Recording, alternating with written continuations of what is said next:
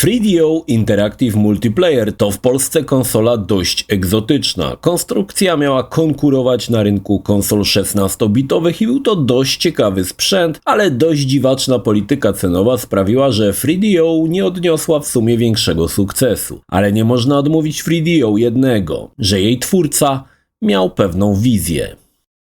Cześć, ja nazywam się Krzysztof Energik-Micielski, a to historia konsoli 3DO. Zapraszam. Za każdym systemem stoi jakaś firma. Za 3DO stał jeden człowiek, Trip Hawkins. Była to postać na tyle ciekawa, że poświęcę mu jeden akapit. Trip zaczynał w Apple jako dyrektor do spraw strategii. W 1982 roku odszedł i założył istniejącą do dziś firmę Electronic Arts. Ale tamto Electronic Arts to nie dzisiejsza Electronic Arts. W tamtym czasie gry były tworzone przez bezimiennych deweloperów, a stworzone tytuły były sygnowane jedynie nazwą producenta, np. Atari. Było to ogromnie krzywdzące dla ludzi, którzy stali za grami, a którzy nawet nie mogli się doczekać swojego nazwiska na ekranach tytułowych. Trip to zmienił. Deweloperzy z Electronic Arts byli kreowani na artystów, nawet coś na wzór gwiazd rocka. Nawet w pudełku z grą mogliśmy znaleźć ich zdjęcia. Oczywiście każdy, kto miał swój wkład w grę, był odpowiednio oznaczany w kredytach. Electronic Arts była też w sumie pierwszą firmą third party z prawdziwego zdarzenia, która nie skupiała się na jednej konsoli, ale tworzyła gry na różne platformy. Trip dość szybko zrozumiał, że największy popyt na rynku generują gry sportowe, więc mocno skupił działania firmy na tym polu. Dodatkowo wprowadził ciekawy patent. Tytuł gry był promowany gwiazdą danego sportu. Pomysł bardzo szybko chwycił i przynosił ogromne profity. Tytuły jak John Madden NFL sprzedawały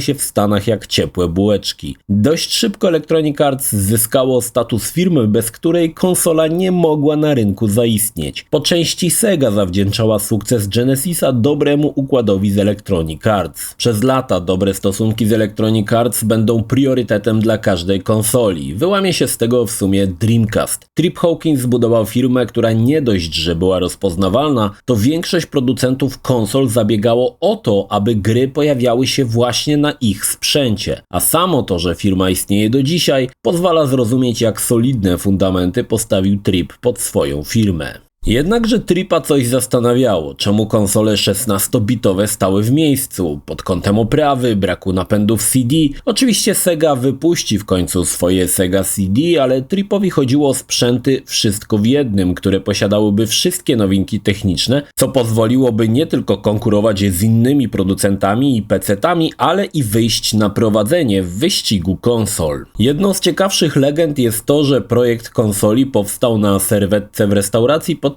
spotkania Tripa z dwoma pracownikami firmy NTG, Dave'em Needlem i Dave'em Morsem. Ale nie tylko sama wizja sprzętu była ważna. Trip chciał, aby konsola była mocniejsza niż ówczesne PC-ty i oferowała uczciwy model pozyskiwania licencji przez deweloperów. To ostatnie było ciekawym zabiegiem i tutaj widać, że Trip chciał wszystkich traktować fair, co w sumie było widać już w Electronic Arts. O co chodziło? Licencje na stworzenie gry na dany system były drogie. Niektóre firmy jak Nintendo dodatkowo wymuszały kupno kartridży bezpośrednio od nich, co generowało jeszcze większe zyski dla Japończyków. O jakich kwotach tutaj mówimy? Trip chciał $3 od każdej wytłoczonej płyty. Dla porównania Nintendo chciało $15, a Sega $20. Różnica była dość znaczna. Dodatkowo i Sega i Nintendo dawały pozwolenie na stworzenie określonej liczby gier w skali roku. Oznaczało to, że na przykład dla Segi firma mogła wyprodukować 6 gier rocznie i ani jednej więcej. Trip nie chciał takich sztucznych limitów. Chyba nie dziwiło nikogo, że gdy te rewelacje wyszły na światło dzienne, wielu deweloperów było silnie zainteresowanych pomysłem Tripa. Ale nie uprzedzajmy faktów. Dave Needle i Dave Morse rozpoczęli pracę nad konceptem nowej konsoli. Obok wcześniejszych pomysłów miała to być też pierwsza konsola z wbudowanym CD-ROMem. W międzyczasie powstała firma podlegająca Electronic Arts nazwana 3DO, która obok największego udziału Electronic Arts posiadała dwóch poważnych graczy. Matsushita Electric, który stał za marką Panasonic, oraz Time Warner, który powstał z fuzji wydawnictwa Time z wytwórnią filmową Warner. Jak widać, wielcy gracze byli mocno zainteresowani pomysłem Tripa i trudno się dziwić. Założenia wyglądały świetnie i konsoli wróżono gigantyczny sukces na rynku. Zanim przejdziemy dalej, warto wyjaśnić, skąd wzięła się nazwa 3DO. Otóż litera O pochodziła od 3 słów, które miały definiować konsolę: video, audio i 3DO. Tak, to ostatnie ciężko mi przełożyć na język polski.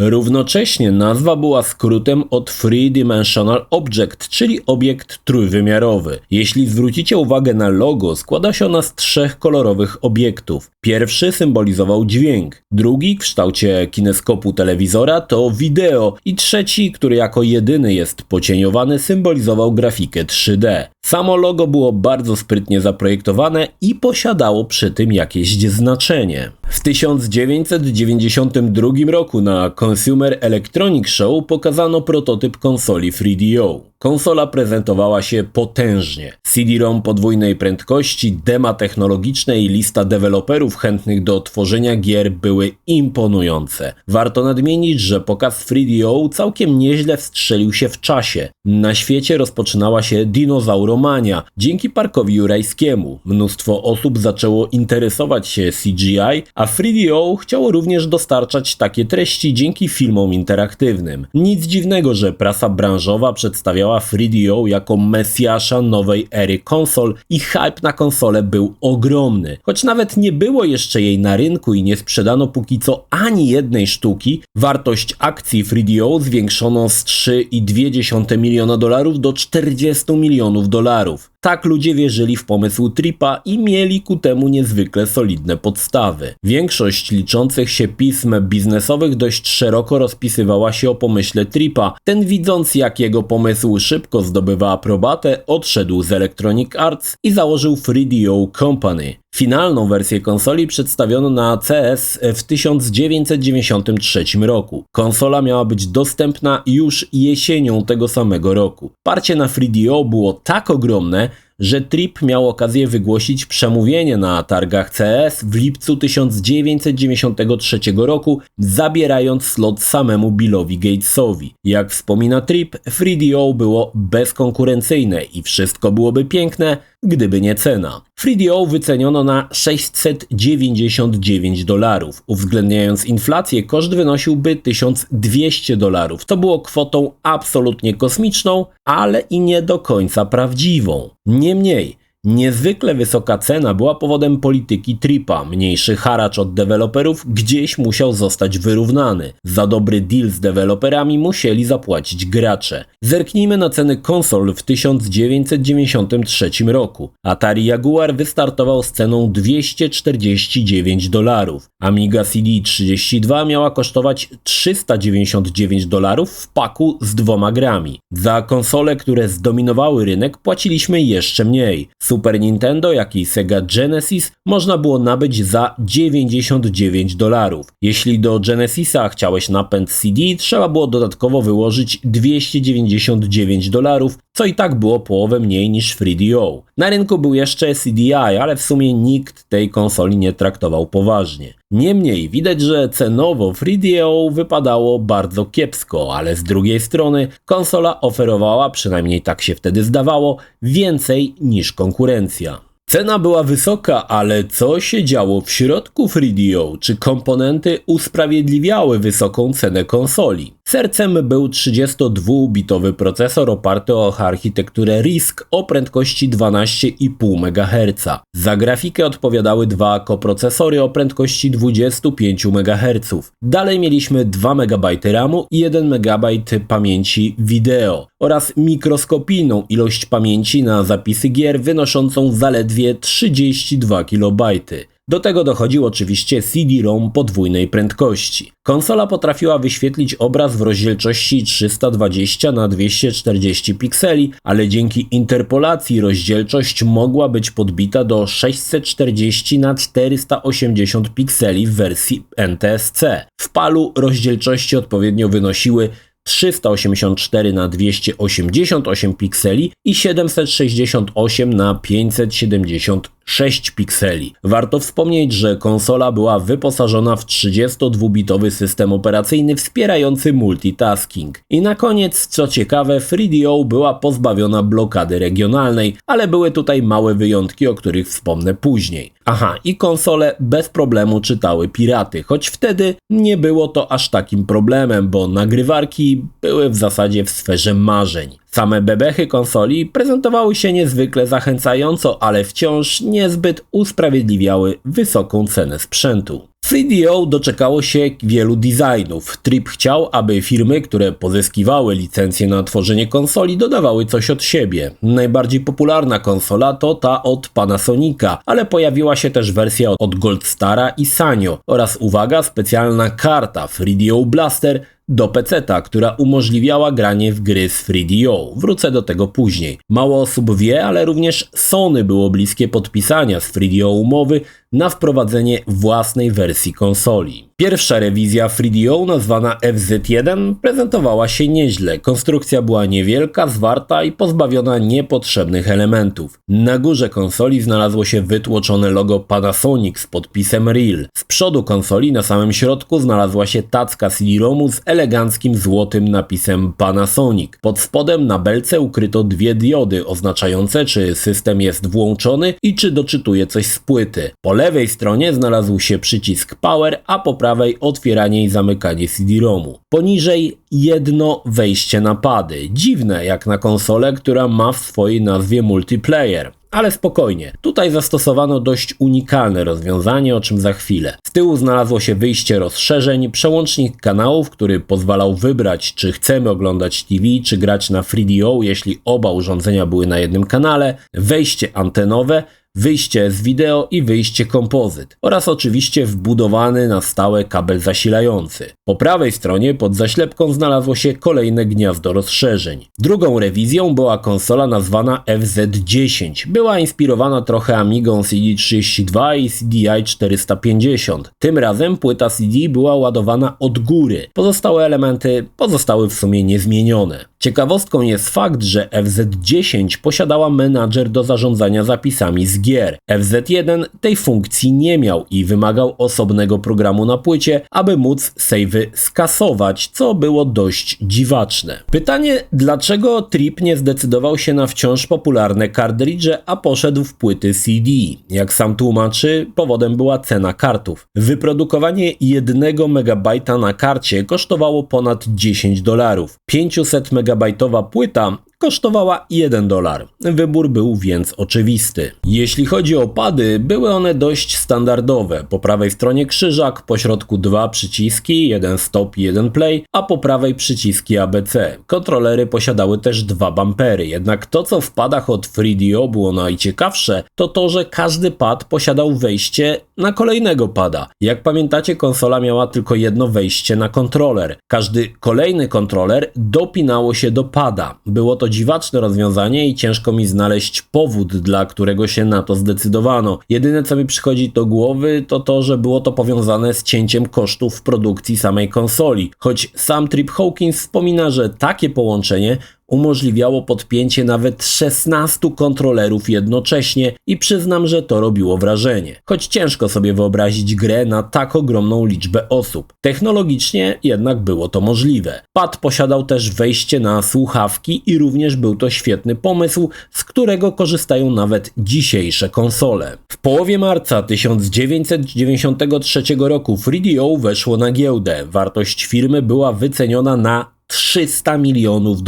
Przy czym zauważcie, że konsoli nadal nie było na rynku i nie sprzedano ani jednej sztuki. To była siła Tripa, potrafił zahipnotyzować wszystkich swoimi pomysłami. Dzięki wsparciu prasy, telewizji, wszyscy wiedzieli o 3DO. 300 deweloperów pracowało nad grami na konsolę Tripa. To była totalna szajba. Konsola zadebiutowała 4 października 1993 roku w Stanach Zjednoczonych, 20 marca 1994 roku w Japonii, a 11 lipca 1994 roku w Europie. Na fali niezwykłej popularności filmu Jurassic Park szykowano tytuł startowy Jurassic Park Interactive, ale nie udało się go na premierę ukończyć i chyba lepiej się stało. W zamian tytułem startowym był Crash and Burn, szybkie wyścigi z trójwymiarową grafiką, scenkami full motion video. Nie był to tytuł rewelacyjny, ale nie był też najgorszy. Powodował opad szczęki i pozwalał przypuszczać, że jeśli na starcie gry na 3DO tak wyglądają, no to co będzie dalej? Rozpoczęto kampanię marketingową, która wzorem Segi wyśmiewała konkurencję, nazywając konsole Segi i Nintendo zabawkami i zamykano je w zakurzonym pudle. Nie był to zły pomysł, 3DO leciało na hypie, więc mieli podstawy, aby określać się jako konsola nowej generacji. Część z reklam była dość dyskusyjna, na przykład ta, w której napisano, że 1 na 10 graczy, który nie wybrał 3DO, nazywany był idiotą. Reklama była wzorowana na Pepsi Challenge i później na pomyśle Segi. Ale do końca nie wiadomo, do czego reklama się odnosiła, bo nie ma słowa o przeprowadzonych takich badaniach. Wróćmy na chwilę do ceny. Jak pamiętacie, cena wynosiła $699 i na wielu portalach taką cenę znajdziecie, ale nie jest to prawda. W większości sklepów konsola była sprzedawana w cenie $599, a cena $699 była ustalona jedynie przez dosłownie kilku sprzedawców. Niemniej w ciągu pół roku cena konsoli została obniżona do $500. 3DO doczekało się kilku świetnych dodatków, choć dostępność wielu z nich jest bardzo niska. Pamiętacie o mikropamięci na zapisy gier? 3DO było świadome tego problemu, dlatego pojawiła się zewnętrzna karta pamięci o pojemności 256 KB. Problemem jednak było to, że karta pojawiła się tylko w Japonii. Również wyłącznie w Japonii pojawił się cartridge FMV. Umożliwiał on, podobnie jak na Amidze CD32 i CDI, wyświetlanie filmów VCD.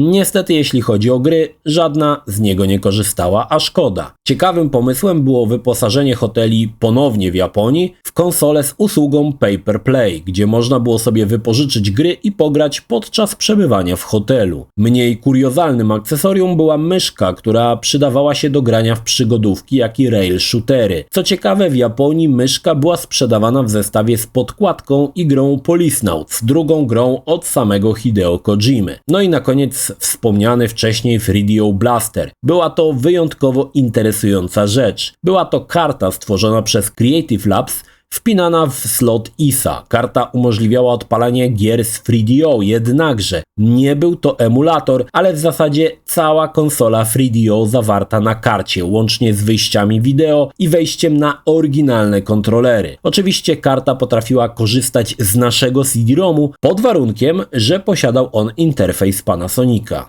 Niemniej premiera, choć rozbuchana, miała na starcie tylko jedną grę. To nie wróżyło dobrze, choć do czasu premiery w Europie 3DO już miało na start 34 tytuły, ale i to nie wystarczyło. 3DO była nową, zupełnie nieznaną konsolą. Aby móc zadomowić się na rynku, potrzebowała mnóstwa gier i to dobrych gier, a tego deweloperzy nie potrafili dostarczyć, gdyż dopiero uczyli się pracować z 3DO. Niemniej, technologicznie, w latach 1993-94 3DO dominowało bezdyskusyjnie. W sumie zeszło 2 miliony konsol. Patrząc na wysoką cenę, był to wynik całkiem przyzwoity. Pytanie, które pewnie nurtuje Was od samego początku, czy były na to dobre gry? Okazuje się, że tak i było ich wbrew pozorom całkiem wiele, choć zostały przyćmione przez nadchodzące platformy od Sony i Segi. Jednakże mamy tutaj całkiem solidną bibliotekę bardzo dobrych 16-bitowych gier. Lewia część to gry FMV. Nie da się ukryć, że jakościowo nie było tak dobrze jak w przypadku CDI, ale nadal o wiele lepiej niż u konkurencyjnej Segi, gdzie cięto kolory, przez co gry FMV wyglądały bardzo kiepsko. Jakość filmów była porównywalna do tego, co mogliśmy zobaczyć na PC-tach, a w wielu przypadkach nawet było lepiej niż na PC-tach. Oczywiście na 3DO wylądowała większość gier od American Laser Games. Jakość, jak wspomniałem, plasowała się gdzieś pomiędzy CDI a PC-tem, także 3DO nie miało się czego tutaj wstydzić. Ciekawe jest to, że część gier była całkowicie unikalna względem innych portów. Chyba najbardziej znany jest tutaj port Another World, który dostał zupełnie nowe tła. Od tej wersji co prawda odciął się Eric Chahi, ale nie da się ukryć, że jest to unikalna wersja dostępna tylko na konsoli Tripa. Podobnie z Cannon Fodder. Zmiany może są kosmetyczne, ale wciąż bardzo widoczne. Również Wolfenstein 3D jest unikalny na tą platformę. Ciekawie wypadły gry z serii Shockwave, które były czymś w rodzaju klona Wing Commandera. Faktycznie scenki FMV w tym tytule nie były cringe'owe i było widać w miarę wysoki budżet na produkcję. Poza oglądaniem scenek lataliśmy nad powierzchniami planet, wykonując misje. Najbardziej znaną grą na 3DO był bez wątpienia Gex, który później został przeniesiony na wiele innych platform, ale to 3DO była jego platformą macierzystą. Konsola dostała kilka hitowych tytułów jak Super Street Fighter 2 Turbo czy pierwszy Need for Speed. Nie zabrakło FPS-ów, obok Duma, który nie był portem zbyt udanym, kilka strzelanek zapadło w pamięć, jak na przykład Killing Time. Jasne, nie były to gry, które mogły rywalizować z tytułami PC-towymi, ale godnie reprezentowały ten gatunek na 3DO. Konsola doczekała się też kilku perełek z Japonii. Fani Czarodziejki z Księżyca docenią bijatykę z postaciami z serialu Pretty Soldier Sailor Moon S. Dla fanów Hideo Kojimy 3DO dostała Policenauts, również w specjalnej wersji z myszą i podkładką. Jeśli szukasz unikalnych survival horrorów, to możesz zerknąć wydanego tylko w Japonii doktora Hausera, który czerpał z pierwszej trylogii Alone in the Dark. Dla fanów wyścigów szalony Road Rush to również znany, świetny i grywalny tytuł. 3DO ma też jeden z najlepszych filmów interaktywnych, mianowicie Snow Job, ale i jeden z najgorszych, jak Plumbers Don't Wear Ties. Jeśli chodzi o krapy, warto pamiętać, że mamy tutaj też grę od legendarnego Naughty Dog. Tak, od twórców Uncharted. Mówię o żenującej bijatyce Way of the Warrior, która niemal doprowadziła Naughty Dog do bankructwa. Oczywiście poza tym była cała masa gier również dostępnych na PC-tach i innych konsolach. 3DO często nie wypadało w tych porównaniach do innych konsol czy PC-ta ani gorzej, ani lepiej. Myślę, że jakość tytułów plasowała się dokładnie gdzieś po środku. Koniec 3DO, jak to zwykle z konsolami z tamtych czasów bywało, przyniosła premiera PlayStation i Saturna. 3DO nie mogło konkurować z nimi na jednym poziomie, jednak nie tylko to było problemem. Na pewno przyczyniła się niesamowicie wysoka cena sprzętu, ale Trip Hawkins uważa, że największym problemem był brak dobrych gier. Choć patrząc na bibliotekę tytułów, ciężko się z tym zgodzić. Owszem, najlepsze tytuły jak Road Rush pojawiły się zdecydowanie za późno, ale tytuły multiplatformowe często wypadały lepiej niż na konkurencyjnych konsolach. 3DO jeszcze całkiem nieźle walczyło. W odpowiedzi na Ridge Racera na PlayStation i Daytona USA na Saturna mieli Need for Speed, ale niestety na niewiele się już to zdawało. Kolejnym ciosem było to, że gry w końcu z 3DO były portowane na PlayStation i Saturna i co ciekawe, pomimo większej mocy konsol Sony i Segi, gry były gorszymi portami od tych z 3DO i tutaj warto wymienić na przykład Shockwave, wspomniany Need for Speed czy Space Hulk. Niewiele to jednak zmieniało. Moda na PlayStation zaczynała się rozkręcać i nic nie mogło jej powstrzymać. Electronic Arts, firma, którą zbudował Trippy, która dostarczała gry na 3DO, bez najmniejszego problemu zwróciła się ku PlayStation jako ku nowej rokującej platformie. Był to spory cios dla Tripa, ale nie będąc już właścicielem Electronic Arts, niewiele mógł zrobić poza przełknięciem gorzkiej piguły. Gwoździem do trumny był port Duma i niewydany Mortal Kombat 3, którego prototyp działał na 3DO, ale zabrakło już na wydanie czasu. Rok 1996 był już przedśmiertnymi drgawkami dla 3DO, ale Trip Hawkins miał jeszcze jednego asa w rękawie. Nie jest prawdą, że po wypuszczeniu na rynek PlayStation i Saturna 3DO nie walczyło. Zaprojektowano jego następcę, 64-bitową konsolę nazwaną M2, którą pokazano na E3 w 1996 roku. Czy był to system, który mógł coś zmienić? Zdania są podzielone, ale patrząc na dema niewydanych gier, myślę, że mógłby sporo namieszać. M2 oferowała całkiem szybką grafikę 3D, lepszą niż PlayStation. Wyglądało to naprawdę nieźle. Były szykowane porty kilku dobrze znanych gier jak House of the Dead, Descent czy D2. Jednak prezes Matsushity Yoichi Morishita uznał, że M2 nie stanowi zbyt dużego kroku naprzód względem konsol dostępnych na rynku. Poza tym Sony zdominowało konsolowy rynek i ciężko by było konkurować z PlayStation niezależnie co by wypuścili. M2 ukręcono łeb, choć dla fanów można kupić prototypy konsoli na eBayu i o dziwo nie są one aż tak rzadkie. Są nawet na nie prototypy gier, które bez problemu można pobrać z internetu. W 1996 roku 3DO połączyło siły z Cirrus Logic, aby zbudować wspólnie nową serię kart graficznych dla systemów Windows z obsługą DirectX. Niestety i ten deal nie doszedł do skutku. Wersje beta kart istnieją, ale nigdy nie wyszły oficjalnie na rynek. Prowadzono również rozmowy z Segą, która była mocno zainteresowana M2. Saturn nie był konkurencją dla PlayStation, dlatego Sega szukała nowych rozwiązań. Jednakże Sega chciała wyłączności na technologię M2, a na to Trip nie chciał się zgodzić i ta trzecia i zarazem ostatnia próba